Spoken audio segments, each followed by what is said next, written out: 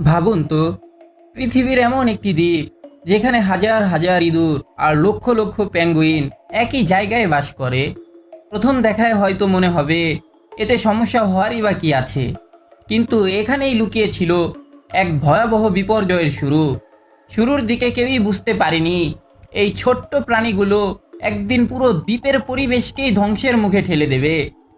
আর যখন বিজ্ঞানীরা আসল সত্যটা জানতে পারলেন, তখন অনেক দেরি হয়ে গেছে। বন্ধুরা, প্রকৃতির একটা নিয়ম আছে, সেই নিয়মের সঙ্গে সামান্য খেলাও কখনো কখনো এমন ভয়ঙ্কর পরিণতি ডেকে আনে যা কল্পনাও করার বাইরে। আজকের ভিডিওতে আমরা জানব এমনই এক সত্যি ঘটনা, যেখানে মানুষের একটি ছোট ভুল ধীরে ধীরে একটি শান্ত সুন্দর দ্বীপকে পরিণত করেছিল জীববৈচিত্র্যের সবচেয়ে ভয়াবহ বিপর্যয়গুলোর একটিতে। চলুন শুরু থেকেই পুরো ঘটনাটা জেনে নেওয়া যাক। অস্ট্রেলিয়ার দক্ষিণে সাউথ ওশেনের বুকে রয়েছে ছোট্ট এক নির্জন দ্বীপ, ম্যাকোয়ারি আইল্যান্ড। চারিদিকে শুধু উত্তাল সমুদ্র আর মাঝখানে এক টুকরো নিস্তব্ধ ভূমি। এক সময় এই দ্বীপ ছিল পেঙ্গুইন, সিল আর অসংখ্য সামুদ্রিক পাখির নিরাপদ আশ্রয়। এখানে তাদের কোনো প্রাকৃতিক শিকারী ছিল না। বিশাল বিশাল ঘাস, অদ্ভুত সব গাছপালা আর অসংখ্য বন্য প্রাণীতে ভরা ছিল পুরো দ্বীপটি, যেন প্রকৃতি নিজের হাতে সাজানো এক স্বর্গ।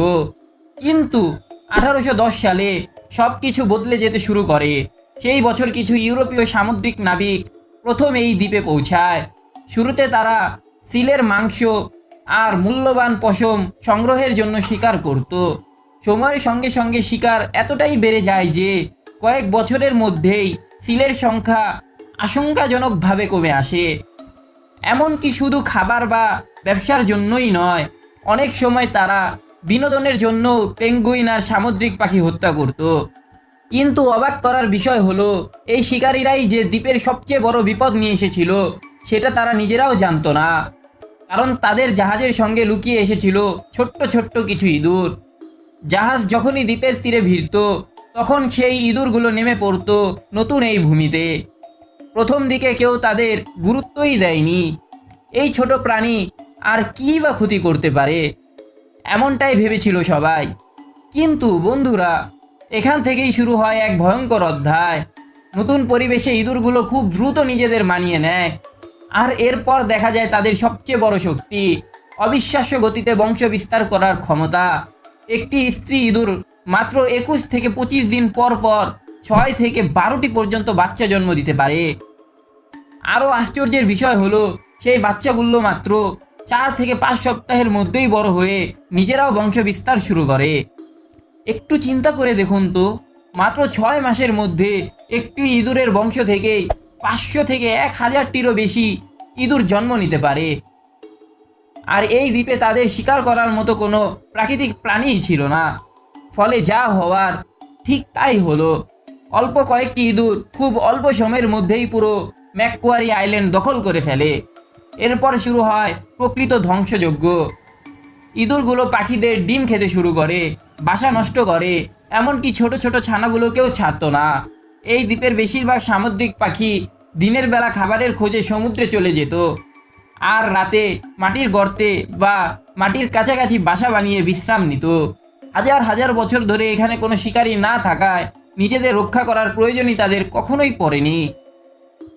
কিন্তু মাটিতে বানানো সেই নিরাপদ বাসাগুলোই একসময় তাদের সবচেয়ে বড় দুর্বলতায় পরিণত হয়। ইঁদুরের দল খুব সহজেই বাসায় ঢুকে ডিম, ছানা যা পেত সব নষ্ট করে ফেলতো। তবে এখানেই শেষ নয়। শুধু পাখিই নয়, দ্বীপের ফল, ফুল, বীজ আর নতুন গজিয়ে ওঠা গাছপালাও ইঁদুরের হাত থেকে রক্ষা পায়নি। ধীরে ধীরে নতুন গাছ জন্মানো কমে যেতে থাকে, আর পুরো দ্বীপের পরিবেশের ভারসাম্য ভেঙে পড়তে শুরু করে। কিন্তু বিশ্বাস করুন, এটাই ছিল কেবল শুরু। সামনে যা ঘটেছিল তা বিজ্ঞানীদেরও স্তব্ধ করে দিয়েছিল। শুরুর দিকে এই পরিবর্তনগুলো খুব একটা কারো চোখে পড়েনি, কিন্তু সময় যত গড়াতে লাগলো, ততই পরিস্থিতি ভয়ঙ্কর হতে শুরু করলো। সামুদ্রিক শিকারীরা যখন এই দ্বীপে আসতো, তারা নিজেদের জন্য খাবারও নিয়ে আসতো।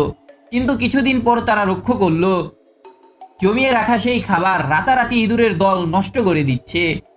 আর অবাক করার বিষয় ছিল, আগে যেখানে চারিদিকে অসংখ্য পাখির ডাক শোনা যেত, সেখানে এখন পাখির সংখ্যা দ্রুত কমে যাচ্ছে, অথচ পুরো দ্বীপ জুড়ে শুধু ইঁদুরই চোখে পড়ছে।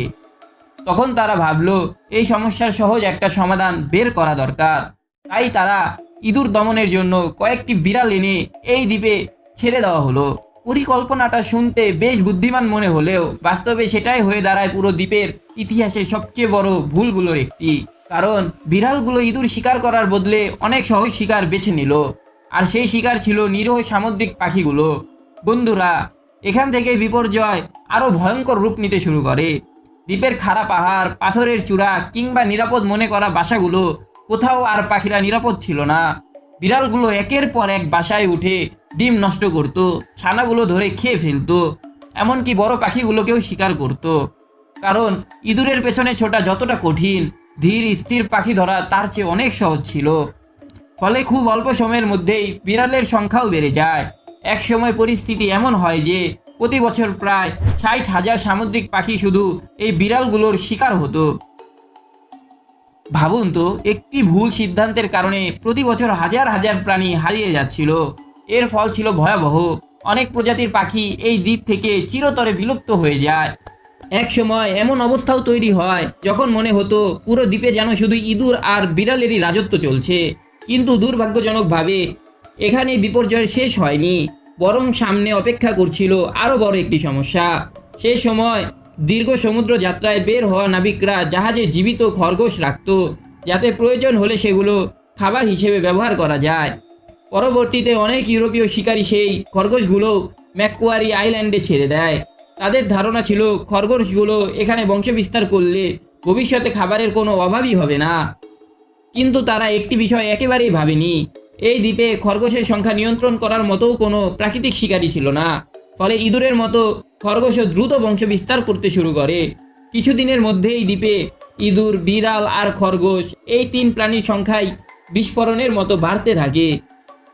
এরপর খরগোশগুলো শুরু করে আরেক ধরনের ধ্বংসযজ্ঞ। তারা ছোট ছোট গাছ, কোমল ঘাস আর নতুন জন্ম নেওয়া সব গাছপালা খেয়ে ফেলতে থাকে। যে ঝোপঝাড়ের আড়ালে আলবার্ট সহ অনেক পাখি বাসা বানিয়ে নিজেদের নিরাপদ রাখত, সেগুলো ধীরে ধীরে উধাও হয়ে যেতে থাকে। ফলে পাখিগুলো আর লুকিয়ে থাকার সুযোগই পেত না।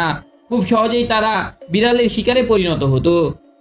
এদিকে খরগোশগুলো এত বেশি ঘাস খেয়ে ফেলেছিল যে এক সময়ের সবুজ দ্বীপটি ধীরে ধীরে প্রায় অনাবাদী মাঠের মতো দেখতে হয়ে যায়। শুধু তাই নয়, তারা গাছের শিকড় পর্যন্ত নষ্ট করে ফেলতো এবং মাটির নিচে অসংখ্য গর্ত তৈরি করত। এর ফলে মাটি দুর্বল হয়ে পড়ে। শুরু হয় ভয়াবহ ভূমিক্ষয়। ধীরে ধীরে বিভিন্ন জায়গায় ভূমিধসও দেখা দিতে থাকে, আর সেই ভূমিধসে ধ্বংস হয়ে যেত অসংখ্য পাখির বাসা। 2006 সালে দ্বীপের পূর্ব অংশে একটি ভূমিধস হয়। সেই ঘটনায় অসংখ্য পেঙ্গুইন মাটি চাপা পড়ে মারা যায়। বন্ধুরা, এখন পর্যন্ত যা ঘটেছে সেটাই ছিল মানুষের ভুলের পরিণতি। কিন্তু এরপর বিজ্ঞানীরা যে সিদ্ধান্ত নিয়েছিলেন তা নিয়ে আজও অনেক বিতর্ক রয়েছে। কিন্তু সমস্যাটা এখানেই শেষ হয়নি। যে বিড়ালগুলোকে ইঁদুর নিয়ন্ত্রণ করার জন্য আনা হয়েছিল, তারা ধীরে ধীরে ইঁদুর ছেড়ে পাখি আর খরগোশ শিকার করতেই বেশি আগ্রহী ওঠে। কারণ এগুলো ধরা ছিল অনেক সহজ, আর খাবারের অভাব না থাকায় বিড়ালের সংখ্যাও দ্রুত বাড়তে থাকে। অন্যদিকে খরগোশ বংশবিস্তার ছিল অবিশ্বাস্য রকম দ্রুত। একটি স্ত্রী খরগোশ একবারে 6 থেকে 12টি পর্যন্ত বাচ্চা জন্ম দিতে পারে, আর মাত্র 4 মাসের মধ্যেই সেই বাচ্চাগুলো বড় হয়ে নিজেরা আবার বংশবিস্তার শুরু করে। একটু ভাবুন তো, বিড়াল যত খরগোশ শিকার করছিল তার চেয়েও অনেক বেশি গতিতে নতুন নতুন খরগোশ জন্ম নিচ্ছিল। ফলে কয়েক বছরের মধ্যেই এই দ্বীপে খরগোশের সংখ্যা 1 লাখেরও বেশি হয়ে যায়। এখন পুরো দ্বীপে যেন 3টি প্রাণীর দখল: ইঁদুর, বিড়াল আর খরগোশ। আর এই 3টি একসঙ্গে ম্যাকোয়ারি আইল্যান্ডের পরিবেশকে ধীরে ধীরে ধ্বংস করে দিচ্ছিল। সবুজ ঘাস প্রায় উধাও হয়ে যায়, নতুন গাছ জন্মানো বন্ধ হয়ে পড়ে। এক সময়ের কোলাহলপূর্ণ পাখির দ্বীপে নেমে আসে অদ্ভুত নীরবতা। প্রায় 15 থেকে 20টি পাখির প্রজাতি হঠাৎ করেই এই দ্বীপ থেকে হারিয়ে যায়। যে দ্বীপ একসময় জীববৈচিত্র্যের অনন্য উদাহরণ ছিল, সেটাই পরিণত হয় পরিবেশ ধ্বংসের এক বাস্তব উদাহরণে। অবশেষে পরিস্থিতির ভয়াবহতা বুঝতে পারে অস্ট্রেলিয়া ও তাসমানিয়ার সংশ্লিষ্ট কর্তৃপক্ষ। তারা সিদ্ধান্ত নেয় আর দেরি নয়, যেভাবেই হোক এই দ্বীপে হারিয়ে যাওয়া পরিবেশ ফিরিয়ে আনতে হবেই। প্রথম পদক্ষেপ হিসেবে বিড়ালগুলোকে সরিয়ে নিয়ে ফেলার পরিকল্পনা নেওয়া হয়। দ্বীপের বিভিন্ন জায়গায় ফাঁদ বসানো হয়। যেসব বিড়াল ধরা পড়তো তাদের সরিয়ে নেওয়া হতো, আর যেগুলো ধরা সম্ভব হতো না সেগুলোকে নিয়ন্ত্রণের জন্য কঠোর ব্যবস্থা নেওয়া হয়। 2000 সালের মধ্যে প্রায় 5000 বুনো বিড়াল এই দ্বীপ থেকে সরিয়ে ফেলা বা নিধন করা হয়। কিন্তু বন্ধুরা, প্রকৃতির ভারসাম্য একবার নষ্ট হয়ে গেলে সেটাকে ঠিক করা এতও সহজ নয়। বিড়াল চলে যাওয়ার পর নতুন আরেকটি বিপদ দেখা দিল। এবার খরগোশের সংখ্যা হঠাৎ করে কয়েক গুণ বেড়ে যায়। ফলে তারা দ্বীপের প্রায় 70% ঘাস ও ছোট গাছপালা খেয়ে নষ্ট করে ফেলে। অর্থাৎ যে সমস্যার সমাধান করতে গিয়ে বিড়াল আনা হয়েছিল, পরে সেই বিড়াল সরানোর পর আবার নতুন আরেকটি বড় সমস্যা তৈরি হয়। তখন অস্ট্রেলিয়া ও তাসমানিয়ার সরকার আরও বড় পরিসরে একটি বিশেষ অভিযান শুরু করে। এই অভিযানের পেছনে ব্যয় করা হয় প্রায় $24 মিলিয়ন। লক্ষ্য ছিল একটাই, ম্যাকোয়ারি আইল্যান্ড থেকে খরগোশ ও ইঁদুরকে সম্পূর্ণভাবে নির্মূল করা। প্রথমে বিজ্ঞানীরা খরগোশের বিরুদ্ধে অভিযান শুরু করেন। অনেক গবেষণার পর তারা একটি অভিনব কৌশল বের করেন। যেহেতু খরগোশ গাজর খুব পছন্দ করে, তাই বিশেষ এক ধরনের ভাইরাস সংযুক্ত টোপ ব্যবহার করা হয়। এই ভাইরাসটির নাম ছিল র্যাবিট হ্যামোরেজিক ডিজিজ ভাইরাস। সংক্রমিত টোপগুলো দ্বীপের বিভিন্ন জায়গায় ছড়িয়ে দেওয়া হয়। খরগোশগুলো সেগুলো খাওয়ার পর খুব দ্রুত ভাইরাসে আক্রান্ত হতে শুরু করে। এরপর একের পর এক খরগোশ মারা যেতে থাকে। বিজ্ঞানীদের এই পরিকল্পনা দারুণভাবে সফল হয়। প্রায় 80% খরগোশ নির্মূল করা সম্ভব হয়। তবুও যুদ্ধ তখনও শেষ হয়নি, কারণ কিছু খরগোশ তখনও বেঁচে ছিল, আর ইঁদুরের বিশাল বাহিনী তো তখনও পুরো দ্বীপে ছড়িয়েছিল। তাই এবার বিজ্ঞানীরা ইঁদুরের বিরুদ্ধে আরও বড় এবং আরও স্মার্ট একটি পরিকল্পনা করেন। তারা হেলিকপ্টারের সাহায্যে পুরো ম্যাকোয়ারি আইল্যান্ড জুড়ে প্রায় 300 টন বিশেষ বিষযুক্ত টোপ ছড়িয়ে দেন। কিন্তু প্রশ্ন হলো, এত বড় এই অভিযান কি সত্যি সফল হয়েছিল, নাকি প্রকৃতি তখনও মানুষের জন্যে আরেকটি চমক লুকিয়ে রেখেছিল? তবে এই বিষযুক্ত টোপ পুরো দ্বীপে ছড়িয়ে দেওয়া হয়নি। বিজ্ঞানীরা খুব সতর্কতার সঙ্গে শুধু সেই সব এলাকাতেই টোপ ব্যবহার করেন যেখানে ইঁদুর ও খরগোশের উপস্থিতি ছিল বেশি। আর এই পরিকল্পনার ফল ছিল অবিশ্বাস্য। অল্প সময়ের মধ্যেই অসংখ্য ইঁদুর এবং বেঁচে থাকা বেশিরভাগ খরগোশ মারা যায়। আরও মজার বিষয় হলো, পুরো অভিযানটি পরিচালনা করা হয় শীতকালে, কারণ বছরের এই সময় অনেক সামুদ্রিক পাখি অন্য অঞ্চলে চলে যায়। ফলে তাদের ক্ষতি না করে ইঁদুর ও খরগোশের বিরুদ্ধে অভিযান চালানো সম্ভব হয়। শুধু তাই নয়, বিজ্ঞানীরা আরেকটি গুরুত্বপূর্ণ বিষয়ও মাথায় রেখেছিল। একটি বিশেষ দল সারাক্ষণ মৃত প্রাণীগুলো সংগ্রহ করছিল, যাতে সিল বা অন্য কোনো প্রাণী বিষাক্ত মৃতদেহ খেয়ে আক্রান্ত না হয়। এত বড় সাফল্যের পরও তারা নিশ্চিত ছিলেন না, কারণ যদি কয়েকটি ইঁদুর বা খরগোশও বেঁচে যায়, তাহলে কয়েক বছরের মধ্যেই আবার পুরো সমস্যাটি ফিরে আসতে পারত। তাই শুরু হয় অভিযানের শেষ ধাপ। এইবার আনা হয় বিশেষভাবে প্রশিক্ষিত কিছু অনুসন্ধানী কুকুর। এদের এমনভাবে প্রশিক্ষণ দেওয়া হয়েছিল যাতে তারা শুধু লুকিয়ে থাকা ইঁদুর ও খরগোশের গন্ধ শনাক্ত করবে, কিন্তু পেঙ্গুইন, সিল কিংবা অন্য কোনো বন্য প্রাণীকে বিরক্ত করবে না। এরপর শুরু হয় একেবারে নিখুঁত অনুসন্ধান। কুকুরগুলো একের পর এক লুকিয়ে থাকা প্রাণীগুলো খুঁজে বের করত, আর বিশেষজ্ঞ দল সেগুলোকে সরিয়ে ফেলতো। এই অভিযান কয়েক বছর ধরে চলার পর অবশেষে আসে সেই বহু প্রতীক্ষিত মুহূর্ত। 2014 সালে আনুষ্ঠানিকভাবে ঘোষণা করা হয়, ম্যাকোয়ারি আইল্যান্ড থেকে ইঁদুর, খরগোশ এবং বুনো বিড়াল সম্পূর্ণভাবে নির্মূল করা হয়েছে। ভাবুন তো, এই দ্বীপে একসময় ধীরে ধীরে মৃত্যুর দিকে এগিয়ে যাচ্ছিল, কয়েক বছরের মধ্যেই সেটি আবার নতুন করে প্রাণ ফিরে পেল। সবুজ ঘাস আবার জন্মাতে শুরু করলো, পাখিরা আবার নিজেদের পুরনো বাসায় ফিরে এলো।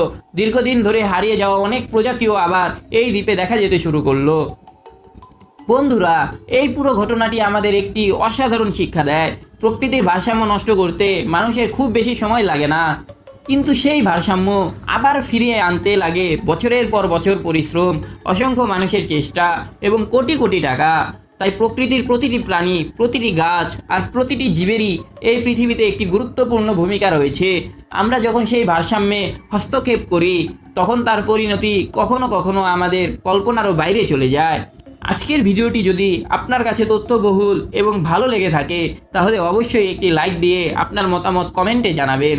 আর এমন আরও দুর্দান্ত বাস্তব ঘটনা, রহস্য এবং বিজ্ঞান ভিত্তিক ভিডিও নিয়মিত দেখতে কাউসার ইনসাইট চ্যানেলটি সাবস্ক্রাইব করে পাশে থাকা বেল আইকনটি অন করে রাখুন। আজ এ পর্যন্তই, দেখা হবে পরের ভিডিওতে নতুন আরেকটি অবিশ্বাস্য গল্প নিয়ে। ধন্যবাদ।